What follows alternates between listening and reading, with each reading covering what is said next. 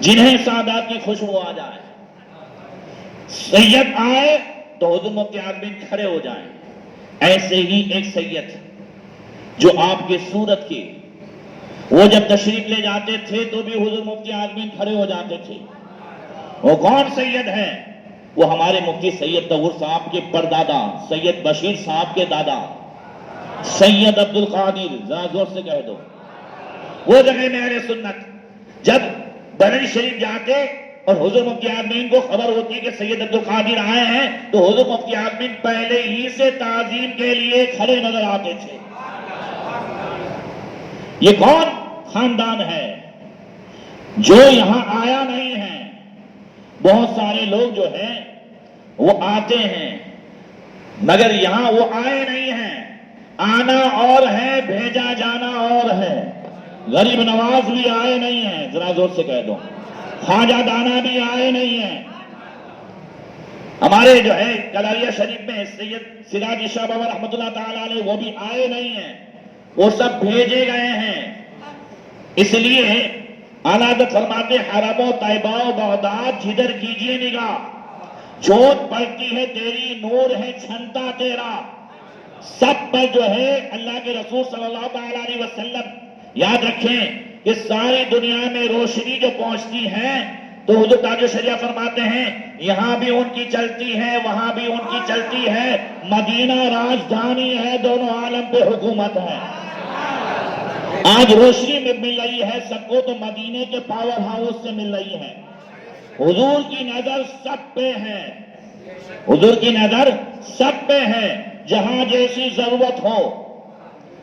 ایک زمانے میں بخارا، ایران، وہ پورا علاقہ علماء سے، اولیاء سے بھرا ہوا، اور اسی وقت حضور نے نظر فرمائی کہ ہندوستان میں کفر کا اندھیرا، شرک کا اندھیرا، ظلم و ستم کا جو ہے ہر طرف دوڑا۔ اس وقت حکم فرمایا معین الدین اب ایران میں نہیں رہنا ہے، ہندوستان جانا ہے۔ ایسے ہی 1885 میں جب حضرت سید رحمت اللہ شاہ رحمت اللہ تعالی علیہ جو افغان کے قصبے جو ہے ازہر، پشاور کا ایک قصبہ، وہاں کے رہنے والے حج کے لیے تشریف لے گئے اور پھر بارگاہ رسالت میں حاضر ہوئی۔ جیسے حاضری ہوئی تو عالم بیداری میں حضور کے روضے سے آواز آئی ہے رحمت اللہ تمہیں ہندوستان کے شہر سورت کے پاس تڑکیشور ہے، وہاں جانا ہے۔ ذرا زور سے کہہ دو۔ پتہ یہ چلا کہ حضور کی نظر میں بھی صورت ہے، بلند آواز سے، حضور کی نظر میں بھی۔ میں نے ابھی بتایا تھا عارفیہ مسجد میں کہ حضور کی نظر میں ہر ایک بیٹا بھی ہے ان کا، ہر ایک امتی بھی ہے، سمجھ رہے ہیں؟ ہر ایک بیٹا بھی ہے، ہر ایک امتی بھی ہے۔ فریاد امتی جو کرے حال زار میں، ممکن نہیں کہ خیر بشر کو خبر نہ ہو، ان کے سوا رضا حامی نہیں کوئی جہاں، گزرا کرے پیسر پہ ہو پیدر کو خبر نہ ہو۔ تو حضور کی نظر میں سب ہیں۔ عرض کی یا رسول اللہ یہ ہندوستان کہاں ہے اور یہ شہر کہاں ہے؟ مجھے نہیں معلوم ہے۔ کہ ہندوستان جانے والا جو قافلہ ہے، جو جہاز ہے، اس میں تمہارا انتظام کر دیا گیا ہے۔ اس جہاز میں بیٹھے اور سورت آئے بندرگاہ پہ، اور یہاں تڑکیشور جو ہے وہ رہائش ہوئی، اور پھر یہیں جو ہے آپ رہنے لگے، یہیں شادی ہوئی۔ ایک بیٹا اور بیٹی پیدا ہوئے، بیٹے کا نام رکھا سید غلام محی الدین، اور پھر ان کی اہلیہ کا انتقال ہوا، پہلی بیوی کا، دوسری بیوی سے شادی ہوئی، اور ان سے بیٹا پیدا ہوا جن کا نام رکھا سید عبد القادر۔ یہ ہمارے جو ہے دھورا میں دارالعلوم مسکینیہ میں حضور حکیم الامت، عاشق رسول اور فنا فی الرضا حضرت سیدنا مفتی احمد جان خان صاحب نعیم رحمت اللہ تعالی علیہ کی شاگردی کا شرف ہوا۔ مفتی سوراشٹر مفتی حاجی احمد میاں بابا رحمت اللہ تعالی علیہ کے وہ ساتھی رہے، اور بیک وقت انگریزی، فارسی، گجراتی، اردو، ان سب میں اللہ تعالیٰ نے انہیں مہارت عطا فرمائی۔ اس لیے حکیم الامت مفتی احمد جان خان صاحب نعیم رحمت اللہ تعالی علیہ، سید عبد القادر با جو ہمارے سید بشیر بابا کے دادا ہیں، ان کے تعلق سے فرماتے تھے حضرت حکیم الامت مفتی احمد یار خان صاحب نعیمی علیہ رحمہ کہ اس لڑکے سے بہت کام ہوگا، اس لیے کہ اللہ تعالیٰ نے بہت ساری زبان پہ سے عبور دیا ہے۔ اسی لیے آپ نے تمہید ایمان اور حسام الحرمین کا گجراتی فرمایا، اور اعلیٰ حضرت کی بہت ساری کتابیں گجراتی کر کے گجرات کے مسلمانوں کے ایمان کی حفاظت فرمائی، اور اللہ تبارک و تعالیٰ نے انہیں خلیفہ اعلیٰ حضرت حضور صدر الافاضل علامہ نعیم الدین مراد آبادی علیہ رحمت و رضوان کے مبارک ہاتھوں سے سند افتاح عطا فرمائی۔ اور پھر حضور شیخ المشائخ حضور تاج العلماء، کون تاج العلماء؟ جو حضرت امین ملت کی پیر و مرشد ہیں، امین ملت کے والد حضور احسان العلماء کے ماموں ہیں، تاج العلماء رحمت اللہ تعالی علیہ، جو اعلیٰ حضرت رضی اللہ تعالیٰ عنہ کے ہم زمانہ رہے، اور جب بدائیوں والوں نے کیس کیا تھا اور اعلیٰ حضرت کو کورٹ میں لے جانے کی بات تھی، تب اعلیٰ حضرت نے فرمایا تھا کہ فقیر تو فقیر کی جوتی بھی کورٹ میں نہیں جائے گی۔ اس وقت سارے کیس کا معاملہ حضور تاج العلماء نے سنبھالا تھا، اعلیٰ حضرت کی جگہ وہ جا رہے تھے۔ وہ تاج العلماء رحمت اللہ تعالیٰ علیہ نے سید عبدالقادر حضور جگہ میں اہل سنت کو بیعت بھی فرمایا اور اسی وقت خلافت سے بھی نوازا، اللہ اکبر۔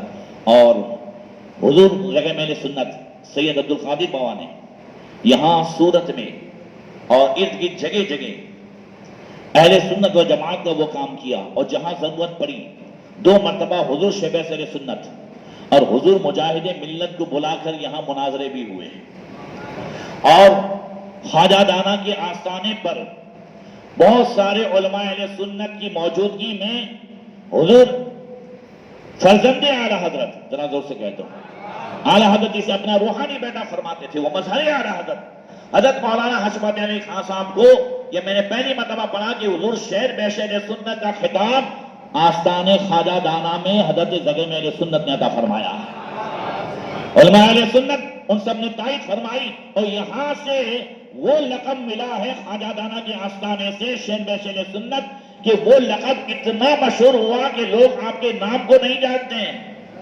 حضرت مولانا حشمت علی خان صاحب کے نام کو نہیں جانتے ہیں۔ شہر بشہر سنت کون ہے؟ تو سیدھے دھیان آتا ہے کہ اعلیٰ حضرت نے جن کو چن لیا ہے اسی ذات کا نام شہر بشہر سنت ہے۔ اور ان کے جو ہے 6 بیٹے ہوئے، اور ان کے بیٹے سید محمد قادری جنہیں ہم جو ہے حضرت داریہ صاحب قبلہ سے جو ہے جانتے ہیں، ان کے بھی 6 بیٹے ہوئے، اور ان میں حضرت علامہ حافظ و قاری سید بشیر علیہ رحمہ، جو الحمدللہ 1963 میں پیدا ہوئے اور فراغت کے بعد سے تقریباً 35-40 سال تک سورت کے مختلف جگہوں میں خدمت دیتے رہے۔ آپ دیکھیں، بات میں نے کی تھی استقامت کی، کس کی بات کی تھی؟ استقامت کی، کہ چاہے جان کی پرواہ کیے بغیر حق پر قائم رہنا، اور ایسی صورت میں جہاں ہر طرف جو ہے پولیس ہو وہاں بھی نماز پڑھ کے اور پڑھا کر کے دکھانا، یہ کوئی معمولی کام نہیں ہے۔ 1992 میں جب فسادات کے معاملات ہوئے، تب یہ گوپی پورا کون سی مسجد؟ ہاں، ٹنڈل مسجد، جی گوپی پورا جو ہے مومناوار ٹنڈل مسجد میں، وہاں پولیس اپنی بندوق کے ساتھ پہنچ گئی اس طریقے سے۔ حضرت سید بشیر صاحب کہنے لگے پہلے میں نماز پڑھا ہوں، بعد میں مجھے نماز پڑھانے دو۔ نماز پڑھا کر کے سامنے کھڑے ہوئے، ہاں بھائی کیا بات ہے؟ اس نے بندوق نیچے رکھ دی، بولے کوئی بات نہیں ہے، ذرا زور سے۔ یہ ہے نماز کی برکت۔ نوجوانوں، اگر ہم نماز کے اس میں آ گئے نا، نماز کے اس میں آ گئے تو قسم خدا کی یہ نماز ہی ہمارے سارے مسئلے کو دور کر دے گی، 100% سمسیاں دور ہو جائیں گی۔ ہمارے جتنے بزرگ ہیں انہوں نے کس حال میں نماز پڑھی ہے، آپ اندازہ لگائیں۔ سرکار حضور مفتی اعظم ہند کی نماز کا، یو پی کی ٹھنڈی، اور اس میں لکھنؤ اسٹیشن تھا یا دہلی اسٹیشن، وہ یاد نہیں ہے مجھے، حضور شاعر بخاری علیہ رحمت رضوان ساتھ میں تھے۔ حضور مفتی اعظم ہند جو ہے وہ حاجت کے لیے تشریف لے گئے اور تھوڑی دیر میں آئے. حضرت شارح بخاری سے کہا جلدی بکسا کھولو, کپڑے نکالو. کپڑے نکالے اور پھر آپ نے کہا تم یہی رہو, میں بھی آتا ہوں. اور رکشہ لیا اور رات میں گئے ایک مسجد پہ, مسجد بند, دوسری مسجد پہ, تیسری مسجد پہ. تھوڑی دیر کے بعد شارح بخاری کہتے ہیں حضور مفتی عالمین آئے اور بالکل کانپ رہے ہیں. کہا جلدی یہاں پڑھاؤ, جلدی یہاں پڑھاؤ. میں کہا حضور کیا ہوا؟ ارے وہ خبیثات جو ہے استنجا خانے میں انہوں نے ہر طرف ناپاکی پھیلائی تھی, کچھ ناپاکی لگ گئی تو میں گیا کہ چلو جو ہے پاکی حاصل کی جائے. تو ایک مسجد میں گیا وہ بند تھی, دوسری مسجد میں گیا, تیسری مسجد میں, غالباً چوتھی مسجد میں وہ بھی ٹھنڈا پانی ٹھنڈی کے موسم میں, وہ ضعیف تھی, وہ پاکی حاصل کی اور پھر جو ہے فجر پڑی اور تشریف لائے. آپ اندازہ لگائیں کہ اس حال میں نماز پڑھی ہے. آج ہمیں جو ہے وہ ایسی میں بھی نماز پڑھتے ہوئے تکلیف ہو رہی ہے. آج ہمارے پاس سب کچھ ہے, گھر میں گیزر بھی ہے اور اگر نہانے کی ضرورت پڑ جائے تو بھی سستی ہوتی ہے. مگر ان بزرگوں نے بتایا ہے کہ نماز ہماری پہچان ہے, نماز ہماری وردی ہے. جو وردی میں رہتا ہے وہ سلامت رہتا ہے. حضور مفتی عالمین رحمۃ اللہ تعالی علیہ ایک مرتبہ الہ آباد جا رہے تھے اور عصر کا ٹائم ہو چکا تھا. وہاں جو پول ہے وہ گنگا ندی کے کنارے پر, اس میں ایک ہی طرف سے بس چلتی ہے. گاڑی ایک ہی طرف سے چلے گی, ایک طرف سے نکل جائے گی تو پھر دوسری طرف کی شروع ہوگی. گاڑی رک گئی تھی اور سورج جو ہے ڈوبنے کے قریب تھا. راز الہ آبادی مرحوم سے اور حضرت مفتی رضوان الرحمن صاحب بھی ساتھ میں تھے. حضرت نے پوچھا عصر کہاں پڑھیں گے؟ کہا حضور بس سامنے جو ہے الہ آباد ہے. کہا تب تک تو سورج غروب ہو جائے گا. نہ کچھ دیکھا, بس مصلی لیا اور فوراً جو ہے بس میری نماز, میری نماز, یا اللہ جو ہے کرم فرما, یا اللہ سورج ڈوبا جا رہا ہے. اور نیچے بالکل کھائی کے اندر ایک جگہ بارش کا پانی تھا, وہاں کھائی میں دوڑے جا رہے ہیں. راز الہ آبادی کہتے ہیں میں جوان تھا, میں دوڑ رہا ہوں تو میرے ہاتھ میں نہیں آیا. اس طریقے سے پولیس والے کہہ رہے ہیں ارے میاں جی آپ گر جائیں گے, لوگ کہتے ہیں آپ گر جائیں گے, مگر بس ہائے میری نماز, ہائے میری نماز. اللہ اکبر. اور یا اللہ کرم فرما, نماز ہاتھ سے نہ جائے, بس اے میری نماز کرتے ہوئے وہ بالکل وہاں تک پہنچ گئے. اور جیسے ہاتھ ڈالا تو اس میں کیچڑ تھا. غازی الہ آبادی کہتے ہیں میں پہنچا تو حضرت نے مصلی مجھے دیا, تمہارا وضو ہے پہلے تم نماز پڑھ لو. کہا اب میں نماز پڑھنے لگا. اب میں نے دیکھا نماز پڑھ کر کے کہ بیچ میں حضور مفتی عالمین ایک پتھر پر بیٹھے ہیں اور وہاں پانی میں وضو کرنا ہے. میری بھی سمجھ میں نہیں آیا کہ بیچ میں کیسے پہنچے. اللہ اکبر. اور پھر نماز پڑھی, تب تک بس چونکہ ایکسپریس تھی چلی گئی, اسے راستہ ملا وہ چلی گئی. مفتی رضوان الرحمن صاحب وہیں تھے. اب راز الہ آبادی کہتے ہیں کہ نماز تو ہو گئی, ہم دھیرے دھیرے اوپر چڑھے. پولیس والوں نے کہا ارے مہاراج آپ ہمیں کہتے ہم پانی لاتے تھے.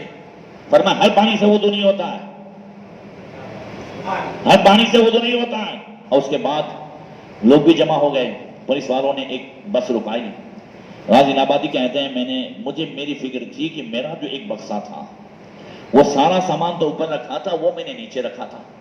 مفتی رضوان الرحمن صاحب کو معلوم نہیں تھا کہ وہ جو ہے بکسا بھی وہاں نیچے رکھا ہوا ہے. مجھے فکر تھی کہ میرا وہ پاکٹ اس میں میری جو ہے اشعار کی لکھی ہوئی ڈائری بھی تھی, پیسے بھی تھے. اب اس زمانے میں 300 روپے بھی بہت ہوتے تھے, تو وہ سب اندر رکھے تھے. تو مجھ سے رہا نہیں گیا تو میں نے دھیرے سے کہا حضرت دعا فرمائیں, میرا وہ بکسا جو حضرت مفتی رضوان الرحمن صاحب کو معلوم نہیں ہے, اوپر کا سامان تو انہیں معلوم ہے, وہ میں نے نیچے رکھا ہے. حضرت نے فرمایا صبر کرو, اللہ نماز کی برکت سے سب دے دے گا, سب ہو جائے گا. جب وہاں پہنچے تو سارے سامان میں وہ پاکٹ سب سے اوپر رکھا ہوا تھا. نماز کی برکت سے سب کچھ ہو جاتا ہے. ہمارے بزرگوں نے ہمیں یہی تعلیم دی ہے. تو حضرت سید بشیر صاحب رحمۃ اللہ تعالی علیہ وہ اس سے کہہ رہے ہیں کہ بس رک جائے, میں نماز پڑھا لوں. اب جب نماز پڑھا لی تو اس کے بعد اس کا سارا غصہ ٹھنڈا ہو گیا. ایسے ہی ہمیشہ ان کی آواز بلند رہتی تھی.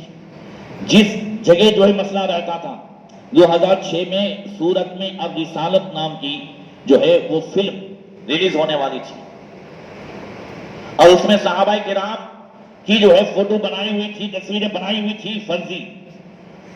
وہ ان کی گستاخیاں سورت میں یہی جو ہے مجاہد دورہ, یہی جو ہے حضرت سید بشیر صاحب وہ اکیلے پہنچے اور انہوں نے وہ فلم ریلیز نہیں ہونے دی. کہہ دو سبحان اللہ. اللہ تعالیٰ نے انہیں، وہ تھے بشیر مگر انہیں بشیر کے ساتھ ساتھ بصیر بھی بنایا تھا. ذرا زور سے کہہ دو. بشیر کے ساتھ ساتھ بصیر بھی بنایا تھا. بصارت کہتے ہیں دور دیکھنے کو، آنکھ سے دیکھنے کو اسے جو ہے بصارت کہتے ہیں، اور جو دور دیکھے، جو دل سے دیکھے اسے بصیرت کہتے ہیں. کیا کہتے ہیں؟ بصیرت کہتے ہیں. جب ایک مرتبہ یہ 22 سال جس مسجد میں انہوں نے امامت کی، کون کیا نام تھا اس مسجد کا؟ مورچہ مسجد. مورچہ مسجد میں 22 سال امامت کی. ایک مرتبہ جو ہے کافر پہنچ گئے، اس مسجد میں توڑ پھوڑ کی، کفار نے وہاں نقصان بھی پہنچایا. دوسرے دن جمعہ تھا، حضرت امام تھے، جمعہ تھا، مسلمان خود پہنچ گئے، سب جوش میں، ہزاروں مسلمان پہنچ گئے. یہ کر ڈالیں گے، وہ کر ڈالیں گے. اس وقت تو ہو بھی جاتا، یہ کر دیتے ہیں، وہ کر دیتے ہیں، یہ کیا، وہ کیا، سب کچھ. مگر حضرت مولانا سید بشیر صاحب علیہ رحمہ نے فوراً جو ہے سب کے غصے کو، جوش کو ٹھنڈا کیا. کہا بھی سب ہو جائے گا مگر بعد میں، لہذا اللہ کا گھر ہے، اللہ حفاظت فرمائے گا. ہمارے پاس وہ طاقت نہیں ہے. آج حقیقت میں اسی بصیرت کی ضرورت ہے. وہ ان کی دور اندیشی تھی کہ انہوں نے کچھ نہیں ہونے دیا، ورنہ مسلمان جو ہے ان کے اس میں گھس جاتے، بعد میں یہ مسجد بھی شہید ہو جاتی، مورچہ مسجد شہید بھی ہو جاتی. اور مورچہ مسجد میں 22 سال امامت کر کے حضرت سید بشیر علیہ رحمہ نے حقیقت میں اس مسجد کو غیروں کے ہاتھ میں جانے سے بچا دیا. جب میٹھی کھاری میں کوئی باہر سے مقرر آتا تھا، اور یاد رکھیں جو لوکل کام کرتے ہیں نا، ہمیں چونکہ لوکل کی گھر کی مرغی دال برابر، جو لوکل کام کرتے ہیں وہ باہر والے نہیں کرتے ہیں. بات سمجھ میں آ رہی ہے؟ میں اکثر جو ہے گجرات کے سادات کرام، گجرات کے علماء کرام، ان سب کو ہی ہمیشہ ترجیح دیتا ہوں. اور جو ایک امام کام کرتا ہے وہ جو ہے مقرر سے نہیں ہوتا. ہم لوگ تو تقریر کر کے چلے جائیں گے، آپ اپنا سکھ دکھ کس کے پاس لے جاؤ گے؟ آپ اپنے بچے کے جو ہے کان میں اذان کے لیے کس کے پاس جاؤ گے؟ آپ ہر اعتبار سے کس کے پاس جاؤ گے؟ یہ امام ہی ہیں. آج کے دور میں حقیقت میں مسلک اعلیٰ حضرت کی کوئی خدمت کر رہا ہو تو دو گروہ ہیں، ایک مدرسین ہیں اور ایک امام ہیں، اور دونوں مظلوم ہیں، دونوں مظلوم ہیں، دونوں پہ ظلم ہو رہا ہے. دونوں جو ہے ہر اعتبار سے ذمہ داری نبھاتے ہیں. ایک تو وقت کی پابندی، اگر میں لیٹ آیا تو آپ کیا کریں گے؟ انتظار کریں گے.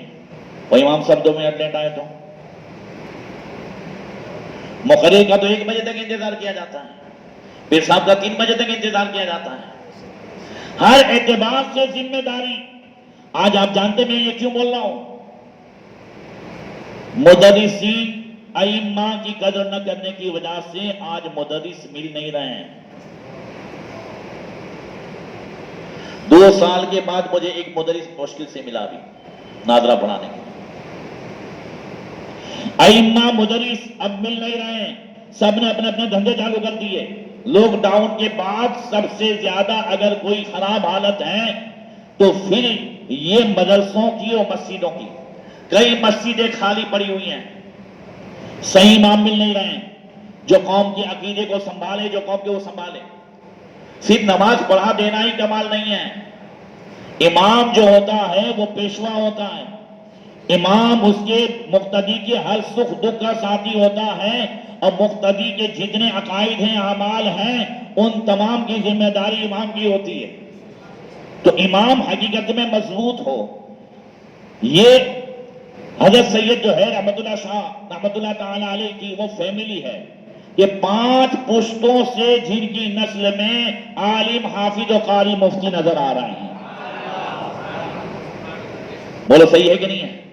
سید بشیر صاحب بھی 9 سال کی عمر میں حافظ ہو گئے. کتنے سال کی عمر میں؟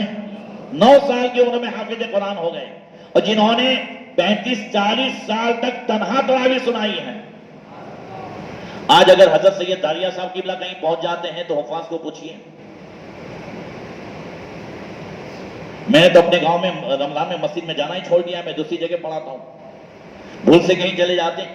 یہ ہوتا ہے، پریشر بھی ہوتے ہیں حافظ صاحب، اور پریشر میں ہوتے ہیں، ایک آدھ لقمہ چلا جائے تو پھر سٹی کی پبلک تو سٹی کی، گاؤں کی پبلک تو یہ روز گھوٹے جوارتا تھا. سٹی کی پبلک تبھی بھی سمجھدار ہے، پڑھے لکھی پبلک ہے، مگر وہ تو گامڑے کی پبلک تو بولے گھوٹے جوارتا تھا. تو میں نے جو ہے گامڑوں میں اب جانا بھی چھوڑ دیا ہے. تو وہ پورے جو ہے سال میں فرض نماز میں روزانہ تھوڑا تھوڑا پڑھ کے پورا قرآن ختم کرتے تھے. اور ماہ رمضان میں سید بشیر صاحب علیہ رحمہ 20 قرآن ختم کرتے تھے. ذرا زور سے کہہ دو. یہ فقیر رات دن پڑھتا ہے، ماہ رمضان میں تو بھی 9-10 ہوتے ہیں. کتنے ہوتے ہیں؟ وہ بھی جب سفر میں چلا جاتا ہوں تب تو رمضان میں 9-10 قرآن ہوتے ہیں. یہ 20 قرآن ختم کرتے تھے. فجر کبھی جو ہے اکثر تہجد گزار تھے اور فجر میں آدھے گھنٹے پہلے پہنچ جاتے تھے.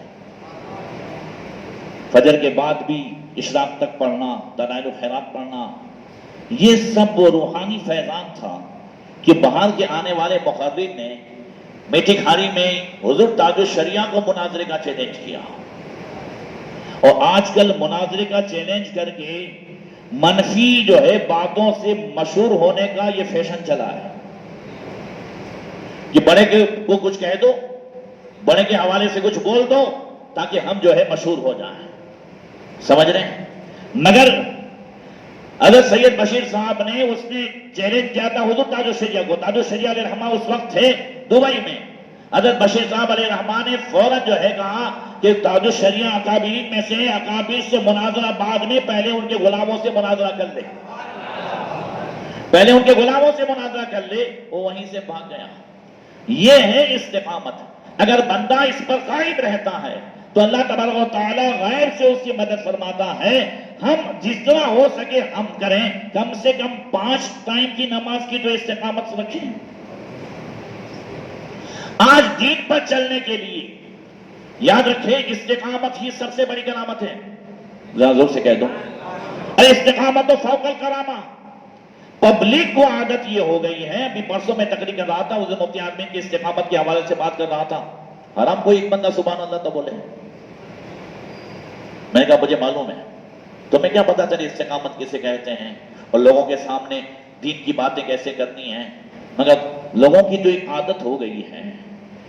اب ایک پیر صاحب ابھی جو ہے محرم کے اس میں ہمارے کاتیا واری ہی میں وہ مرید کو بٹھا کر سر پہ ناریل، میرے اس میں دیکھ سکتے ہیں، سر پہ ناریل لگ کر کے لاٹھی گھما کر کے جب ناریل توڑا تو وہ نعرے وہ سبحان اللہ. پیر صاحب نے ناریل توڑ دیا. یہ ہے کام. اب اس پہ ہے ایک پیر صاحب نے جو ہے لٹایا تھا ایک بندے کو اور سفید کپڑے سے ڈھکا ہوا تھا اور پیر صاحب لاٹھی لے کے وہ کر رہے تھے. مذاق بنا لیا ہے اسلام کا. محرم کا یہی تصور دے رہے غیروں کو. پورا مجمع، یہ سب مثال کی باتیں کر رہا ہوں میں. اب وہ پورا گھما رہے ہیں. میں یہ سمجھ رہا تھا کہ شاید یہ مر گیا ہے، اس کو زندہ کر رہے ہیں پیر صاحب. بار بار جو ہے لاٹھی لے کر کیسے سے کر رہے تھے. میں نے کہا ہو سکتا ہے ابھی کو پیسے لگا ہے. اب مجھے وہ دکھ نہیں رہا تھا تو وہ کرتے کرتے اچانک جب لاٹھی ماری تو میں نے دیکھا وہ اینٹ کے 2 ٹکڑے ہوئے اور بندہ کھڑا ہو گیا اور نعرے لگے. ہو گئی کرامت صاحب. یہ ہے جہالت کی جڑ. ان سب کو اگر ختم کرنا ہے تو اپنے بچوں کو پڑھاؤ، علماء سے قریب ہو، علماء کی محفل میں بیٹھو تو پتا چلے کہ اصل کربلا کیا ہے، اصل امام حسین کی قربانی کیا ہے، اصل میں شریعت کیا ہے اور کس کو بچانے کے لیے امام حسین گئے تھے. وہ سب معلوم ہو. یہ کب معلوم ہوگا؟ یہ کھیل کود میں معلوم نہیں ہوگا اور یہ ذریعوں کے ارد گرد گھومنے میں معلوم نہیں ہوگا. یہ معلوم ہوگا تو علماء کی محفل میں معلوم ہوگا. جو مسلک اعلیٰ حضرت کی خدمت کرنے والے علماء ہیں ان مبلغین کے پاس بیٹھیں اور انہیں دیکھیں کہ وہ کیا جو ہے مسلک اعلیٰ حضرت کی روشنی میں، قرآن و حدیث کی روشنی میں تمہیں حق بات پہنچا رہے ہیں. انہی میں سے ہمارے یہ بزرگان دین تھے. اللہ تعالیٰ ان کے فیضان سے ہم سب کو مالا مال فرمائیں اور ان کے بتائے ہوئے چلے ہوئے راستے پر چل کر زندگی گزارنے کی توفیق عطا فرمائیں.